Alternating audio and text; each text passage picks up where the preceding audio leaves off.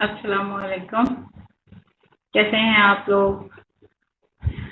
उम्मीद करती हूँ आप सब खैर खैरियत से होंगे, खुशबाश होंगे, अपने अपने घरों में अल्लाह की अमान में होंगे, खुश रहें, अल्लाह की अमान में रहें, तमाम ज़हनी, जिस्मानी और रूहानी बीमारियों से अल्लाह आपको महफूज रखे।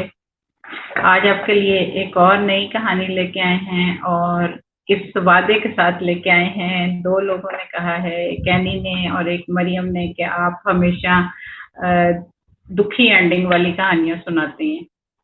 तो क्या किया जाए, जिंदगी में दुख इतने ज्यादा हैं, ढूंढे से भी कोई ऐसी कहानी नहीं मिलती जिसमें हैप्पी एंडिंग हो और जिसमें ये हो कि सारा कुछ ठीक ही ठीक था और खुशियां थी। ऐसा नहीं होता जिंदगी में, लेकिन फिर भी मैं कोशिश करूंगी कि मैं अब आइंदा कोई बहुत अच्छी, कोई हैप्पी एंडिंग वाली कहानी लेके आऊं मरियम के लिए, खास तौर पे एनी के लिए, कि जिनके दिल इतने नाजुक हैं कि वो नहीं बर्दाश्त करते दुखी कहानी। दूसरी बात यह है कि कहानी लाने का मकसद ये नहीं होता कि मैं आपको ये चीज सुना रही हूँ और ये ऐसा ही है। इस ग्रुप में बात करने का मकसद ये होता है कि सब लोग यहाँ माशाल्लाह से अदब से लगाव रखने वाले पढ़े लिखे लोग हैं और मैं एक पॉइंट ऑफ व्यू लेके आती हूँ। अगर आपको उससे इख्तलाफ है या आपके पास अच्छा नॉलेज है तो आप जरूर शेयर करें। मेरा भी मकसद यही होता है। आज की कहानी का भी यही मकसद है कि क्या, मेरे ज़हन में ये क्वेश्चन आ रहा था कि क्या वो लोग जो बहुत अजीम होते हैं, उनके दुख भी बहुत ज्यादा अजीम होते हैं, जिनके दिल बहुत बड़े होते हैं, उनको बोझ भी उतने ही बड़े मिलते हैं। और दूसरा ये कहानी का सुनाने का मकसद ये था कि हम अक्सर, मैं भी, हम लोग शुक्रगुजार नहीं होते। हमें जो चीजें मिली होती हैं हम उसको फॉर ग्रांटेड ले रहे होते हैं, और जब वो चीजें हमसे छिनती हैं या हम किसी ऐसे शख्स को देखते हैं जो इन चीजों से महरूम है, तो फिर हमें अंदाजा होता है कि हम कितने ब्लेस्ड हैं और हमें कितनी ज्यादा नेमतें अल्लाह ताला ने दे रखी हैं। और दूसरा एक ये था कि जो इस तरह के पेशेंट होते हैं, मुझे बार बार ये ख्याल आता है कि उनका इलाज वो ठीक 100% तो शायद ना हो सकते हो, लेकिन मामलात इतने बिगड़ते नहीं हैं अगर कोई केयर करने वाला हो और प्रॉपर मेडिकेशन हो, तो हालात इतने ज्यादा खराब नहीं होते। तीसरा ये था कि इस तरह के सारे मामलात में हमारा क्या रोल है। तो ये कहानी रूही बानो की है। आप लोगों ने भी ये कहानी सुन रखी होगी और बल्कि कुछ लोगों ने ये सारा कुछ बीतता देखा होगा। तो रूही बानो जो हैं वो एक बहुत मशहूर शख्सियत हैं, मास्टर अल्लाह रखा। उनकी ये बेटी हैं, वो इंडिया में होते हैं और वो शायद इस दौर के सबसे ज्यादा प्रोफेशनल तबला नवाज हैं। बहुत कमाल का तबला बजाते हैं। खुद रूही बानो कहती हैं कि वो सुर के अमाम हैं। तो उनके बेटे ये एक और हैं, इन्हीं मास्टर अल्लाह रखा के, जाकिर हुसैन, उन्होंने भी बहुत नाम कमाया है तबला नवाजी में। और ये लोग बड़े फख्र से कहते हैं कि लता मंगेशकर जी जो हैं वो आके इनके पांव छूती हैं, इनके साथ काम करने को फख्र महसूस करती हैं। और ये इन लोगों ने व्हाइट हाउस में भी परफॉर्म किया है। तो जो रूही बानो साहिबा हैं वो इनकी सेकेंड वाइफ में से थी। मतलब ये जो जाकिर हुसैन है ये इनके स्टेप ब्रदर हैं। और फिर ये कराची आ गई अपनी मदर के साथ और फिर ये लोग लाहौर सेटल हुए। तो रूही बानो जो थी, उनको जब देखते थे उनकी जवानी में, तो वो माशाल्लाह से इतना खूबसूरत उनका चेहरा था कि वाकई वो एक गुलाब लगती थी। कुछ लोग कहते थे कि वो एक डॉल लगती थी। उनके सुनहरी बाल थे, उनकी बहुत प्यारा कम्प्लेक्शन था, बहुत सफेद उनका रंग था और उनकी आंखें बहुत खूबसूरत थी, बड़ी बड़ी झील जैसी आंखें, कहते हैं कि जब वो पूरी आंखें खोल के किसी को देखती थी तो बात करने वाले बात भूल जाते थे, वो उसके शहर में खो जाते थे। तो ये अभी छोटी ही उम्र में थी, तो इनकी वालिदा ने चाहा कि कुछ किया जाए, कुछ करना चाहिए। तो ये अभी एफए में थी, तो इनकी वालिदा जो हैं वो इन्हें पीटीवी लेके गई और इनके लिए वो कोई काम ढूंढना चाहती थी कि इनको कोई काम मिल जाए। इनको एक दो काम मिल भी गए, लेकिन जो असल इनको शोहरत हासिल हुई वो हसीना मोइन के ड्रामे ज़ेर ज़बर पेश से इनको बहुत ज़्यादा लोगों ने इनकी अदाकारी को सराहा, इनको पसंद किया और फिर इनकी मतलब लाइन लग गई इनके पास प्रोड्यूसर्स की और ड्रामों की। और याद रहे कि ये वो दौर था जब लोग पीटीवी पर काम करने को एक बहुत मुश्किल टास्क था। आप पुराने लोगों की बात सुने तो वो कहते हैं कि हमने 6-6 महीने इंतज़ार किया कि हम लाइनों में खड़े रहे, बाहर लोग खड़े रहते थे पीटीवी के, तब कोई और था नहीं ना, चैनल सिर्फ एक चैनल था। तो इनको ये खुशकिस्मत थी कि इनको काम मिला और इन्होंने ये ऐसी ज़बरदस्त अदाकारा थी, खूबसूरत तो थी ही, साथ में ये था कि ये एजुकेटेड बहुत ज़्यादा पढ़ी लिखी खातून थी। इन्होंने इंग्लिश लिटरेचर में मास्टर्स कर रखा था और इन्होंने खुद साइकोलॉजी में इन्होंने मास्टर की डिग्री ले रखी थी। तो फिर ये ऐसी खुशकिस्मत साबित हुई कि इनको जो बड़े-बड़े स्क्रिप्ट राइटर थे, उस वक़्त के कमाल लोग थे, उनके साथ इन्हें काम करने का इत्तेफ़ाक हुआ। इन्होंने बानो आपा के साथ काम किया, इन्होंने इशफ़ाक़ अहमद साहब के साथ काम किया, इन्होंने मुन्नू भाई के लिए काम किया, इन्हें प्रोड्यूसर भी बहुत ज़बरदस्त मिले और अदाकारा तो कमाल की थी। बल्कि ये बात मेरे लिए बड़ी हैरत अंगेज थी कि पूना में एक एकेडमी है, फिल्म एकेडमी, जहाँ स्टूडेंट्स को इनकी जो अदाकारी है वो बतौर नसाब पढ़ाई जाती है कि इनके एक्सप्रेशन इतने स्ट्रॉन्ग थे, इनकी अदाकारी इतनी स्ट्रॉन्ग थी। अगर आप लोगों ने इनकी अदाकारी देखनी हो तो इनके जो ड्रामास हैं जर्द गुलाब, वो बहुत कमाल एक्टिंग इन्होंने की है। इशफाक साहब के ड्रामों में इन्होंने हैरत का जर्द गुलाब, दरवाजा, दूसरा रास्ता, ये इनकी कमाल की परफॉर्मेंस है। बल्कि एक एक ड्रामा है उसमें इनका 1930 का कोई ज़माना दिखाया गया था, तो उसमें इनका बहुत लोगों ने पसंद किया था इनके रोल को कि इतनी ज़्यादा दस्तरस है कि ये हर किरदार में ये बेहतरीन परफॉर्मेंस उन्होंने फिल्म और ये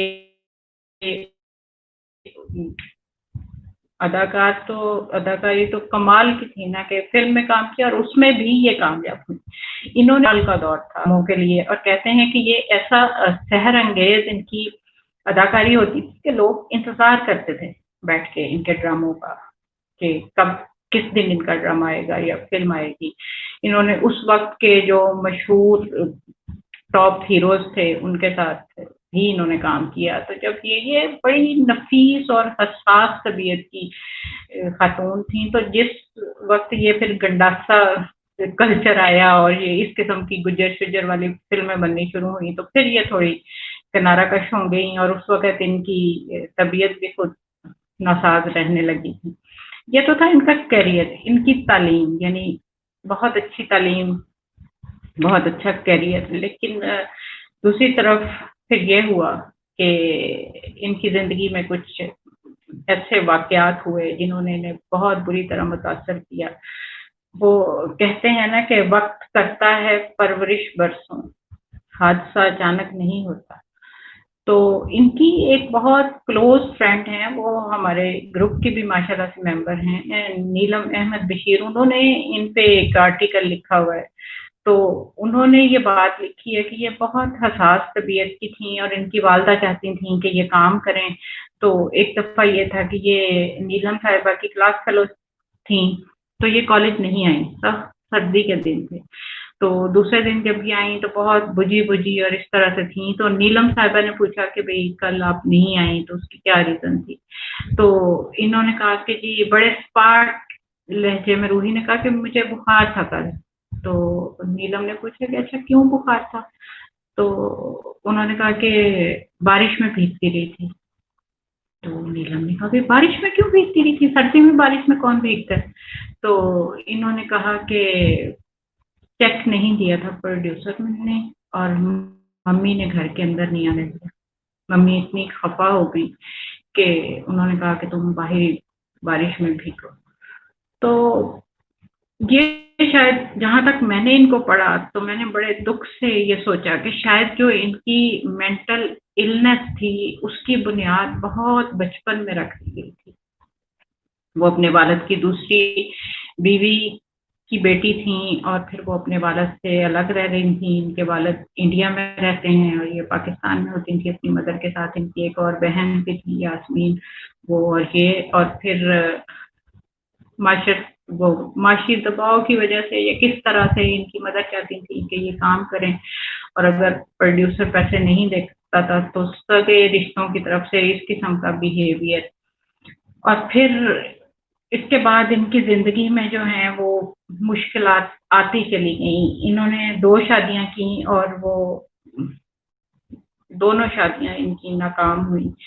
اس بات نے بھی ان کے ذہن پہ برا اثر ڈالا کہ وہ جو ہر شعبے میں کامیاب ہوتی تھیں وہ ازدواجی زندگی میں پتہ نہیں کیوں کامیاب نہ ہو سکی. اور ان کے ایک ہی اور پھر ان کا یہ ہوا کہ جب کوئی مرد نہیں تھا تو ان کا ایک پلاٹ تھا اس پہ کسی نے قبضہ کر لیا. پھر ایک اور واقعہ بتاتے ہیں کہ یہ آج کل بھی بڑا ہوتا ہے. یہ کچے کا علاقہ ہے جہاں یہ کوئی گینگسٹر وغیرہ رہتے ہیں. یہ چھوٹو گینگ کا پچھلے دنوں آپ نے بڑا سنا ہوگا. تو وہاں یہ کوئی شوٹنگ کر رہی تھیں تو انہیں ابڈکٹ کرنے کی کوشش کی گئی اور یہ اس کے بعد بہت زیادہ اپسیٹ ہوئی. ان کے قریبی لوگ کہتے ہیں کہ پھر انہوں نے اس کے بعد کافی عرصہ جو تھا وہ ایکٹنگ ان کا یونٹ ان کو چھڑا تو لایا ان سے لیکن اس کے بعد پھر انہوں نے کافی عرصہ جو تھا وہ ایکٹنگ نہیں کی. یہ ساری ستم ظریفیاں چل ہی رہی تھیں. یعنی ان کی طبیعت کچھ یہ ڈپریشن میں چلی گئی تھیں ان سارے واقعات سے. اور اس کے بعد ایک ایسا واقعہ ہوا کہ بالکل یہ ٹوٹ کے رہ گئیں. ان کا ایک ہی اکلوتا بیٹا تھا اور یہ اس کے ساتھ بہت زیادہ اٹیچ تھیں. اس کا علی نام تھا. تو ایک دن اس کا مرڈر ہو گیا لاہور میں اور ان کے گھر کے پاس ہی جھاڑیوں میں اس کو قتل کر کے اس کی لاش پھینک دی گئی. تو یہ ان کی زندگی میں اس کے بعد پھر وہ ابھر نہیں سکی. مطلب بہت وہ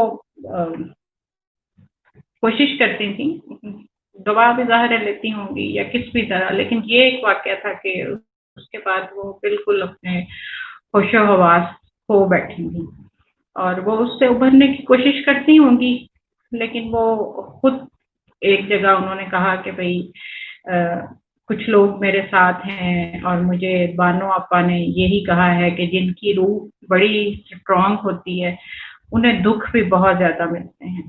تو آئیے آپ کو دکھاتے ہیں یہ کلپ کہ وہ خود اپنے بارے میں یہ کہہ رہی ہیں اور اپنے بیٹے کو یاد کر رہی ہیں.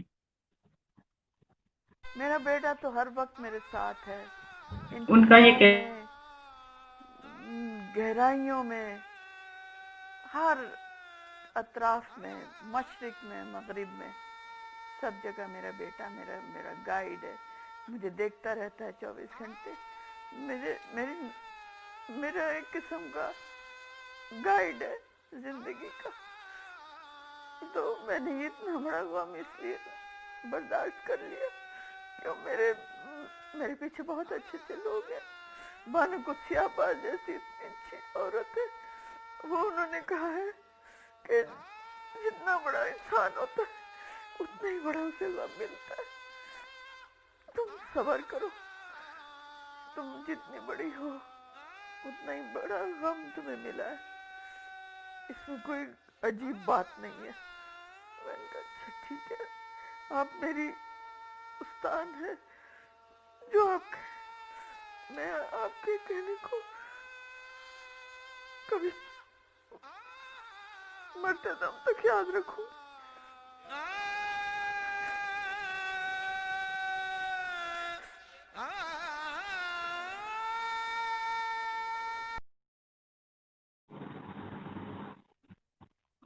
दोस्तों ये आपने सुना, यानी वो खुद ठीक होने की कोशिश करती थी और वो इस सदमे से बाहर भी आना चाहती थी और उनके इर्द गिर्द भी अच्छे लोग थे। तो अब मैं आपसे ये कहती हूँ कि ये कहानी सुनाने का मकसद मेरा ये था कि बहुत मीडिया पे शोर मचा, खास तौर पर हमसाया मुल्क में बहुत शोर मचा कि इतनी लेजेंड अदाकारा, इतनी आइकॉनिक अदाकारा और वो जी सड़कों पे रुलती रही, वो मांग के खाना खाती रही।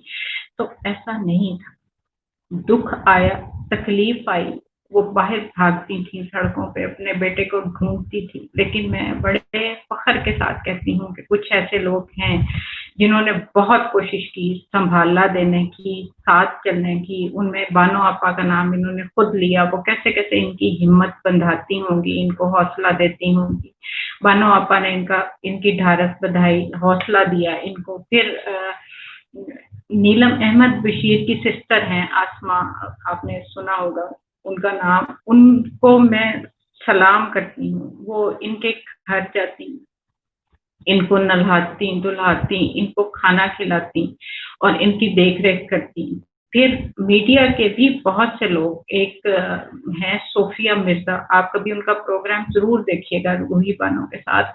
लोगों ने कहा कि वो अपनी दुकान चमकाना चाहती थी, वो खुद इस तरह, लेकिन नहीं, वो इनको, रूही बानो उन दिनों बहुत बीमार थी, मैंने खुद देखा। वो इनको गले लगा रही थी, इनको हग कर रही थी, इनको किस कर रही थी, इनको खाना खिला रही थी। फिर वो इनको लेके गई, एक पूरा दिन उन्होंने स्पेंड किया, इनको नहलाया धुलाया, इनको शॉपिंग कराई, इनको मारिया बीच पे लेके गई। फिर बहुत मुझे अच्छा लगा कि वो सबसे अच्छा पार्लर इस वक्त आप जानते होंगे डिप्लेक्स है, ये डिप्लेक्स पे उन्हें लेके गई, उनके बाल डाई किए, उनका मेकअप किया। लेकिन उनकी बीमारी ऐसी थी कि वो, उनको शिज़ोफ्रेनिया हो चुका था और उसकी रिकवरी बहुत मुश्किल है, बहुत मुश्किल है। सिर्फ मैनेजमेंट हो सकती है थोड़ी। फिर ये इनको, जब ये इनकी ये हालत हुई कि ये अली को ढूंढने के लिए सड़कों पे निकल जाती थी, इनके पास खाने को कुछ नहीं होता था, ना खाने का होश, ना दुपट्टे का होश, ना किसी चीज का होश। तो फिर इनको फाउंटेन हाउस में एडमिट करा दिया गया। ये काफी अर्सा फाउंटेन हाउस में रही। फिर वहाँ वहाँ भी मीडिया पे ये खबरें चलती रही कि रूही बानो जो हैं वो लापता हो गई हैं, वो लापता हो गई हैं। वो लापता नहीं हो गई हुई थी, उन्हें वहाँ एडमिट करवा दिया गया था, वहाँ उनका इलाज चल रहा था। उन दिनों की भी वीडियो इनकी बड़ी खूबसूरत है। उन दिनों ये काफी स्टेबल थी वहाँ, और इन्होंने बल्कि वहाँ की जो खवातीन थी उनकी काउंसलिंग शुरू कर दी। और इनकी एक मैंने वीडियो देखी तो इन्होंने बड़े ये प्यार से जिक्र कर रही थी कि मैं इंडिया गई और मुझे बहुत अच्छा लगा। मुझे जो दुनिया में बहुत प्यारा कपल लगता है वो मुझे अमृता प्रीतम का और अमरोज का लगता है। मैं उनके घर उनसे मिलने गई और ये कह रही थी कि मैं वो कभी भी नहीं भूल सकती। मैं अमृता के पास बैठी थी, उसकी नज़्में सुन रही थी और अमरोज हमारे लिए चाय बना के लेके आए। फिर ये ज़ाहिर है कि इनको एक्टिंग का इनसे बेहतर किसे पता होगा। तो किसी ने इनसे पूछा कि आपको कौन से एक्टर पसंद हैं, या इनको दिलीप कुमार बहुत ज़्यादा पसंद थे। इन्होंने कहा कि मैंने देवदास देखी है इनकी और वो बहुत कमाल फिल्म है। तो फिर किसी ने पूछा कि देवदास तो दोबारा भी बनी है, तो अब आपका क्या ख्याल है। तो मैं इस बात पे मैं इतना लड़ जाती हूँ कि दीवानगी और फरजानगी में कितना कम, क्या एक बस एक पर्दा है। जब ये बात करती थी, कभी ये बात कर रही होती थी तो लगता था कि इनसे ज्यादा इंटेलेक्चुअल, इनसे ज्यादा होशमंद और कोई कोई शख्स नहीं है। लेकिन अगले ही लम्हे वो कुछ अजीब सी बातें करने लग जाती थी, या पता नहीं क्या, यानी वो ठीक नहीं थी। तो उन्होंने कहा कि जो देवदास अब की है वो फिल्म तो नहीं है। वो तो फिर इनको ये भी याद था, इन्होंने कहा कि देवदास एक बंगाली नॉवल पे बेस्ड एक कहानी है, और अब वाली देवदास जो है वो तो सिर्फ डेकोरेशन है, उसमें और कुछ भी नहीं है। تو یہ ان دنوں کی بات تھی جب یہ فاؤنٹین ہاؤس میں تھی. پھر جنید جمشید کی ان کے ساتھ ایک تصویر ہے, وہ میں نے اس لیے نہیں یہاں دکھائی کہ وہ دکھا دیتے, وہ اس پہ بھی بڑے دنگے ہوئے جی کون جی جنید جمشید کیوں ٹچ کر رہے ہیں ان کو. یہ ان کے لیے ایک ماں کی طرح تھی, وہ ان کو سہارا دے رہے تھے, حق کر رہے تھے, ان کی ہمت بندھا رہے تھے. سب نے اپنی سی کوشش کی, لیکن دوستو ان کا اپنا سگا کوئی ساتھ نہیں تھا. میں یہی آج سوچ رہی تھی کہ آپ کے باہر والے آپ کو جتنی مرضی سپورٹ دینے کی کوشش کریں, وہ نہیں کر سکتے. جو نیلم احمد بشیر صاحبہ نے ان پہ آرٹیکل لکھا ہے, وہ میرے میں تو ہمت نہیں کہ میں آپ لوگوں کے ساتھ شیئر کر سکوں. انہوں نے جو کچھ ان کے گھر کی حالت دیکھی یا ان کی حالت دیکھی, میں نے بڑا کچھ پڑھا ہے, لیکن کچھ ہی باتیں ایسی ہیں کہ جو بندے کی, جس کو کہتے ہیں نا گوز بمس آ جانا یا اس کی روح تک کانپ جانا.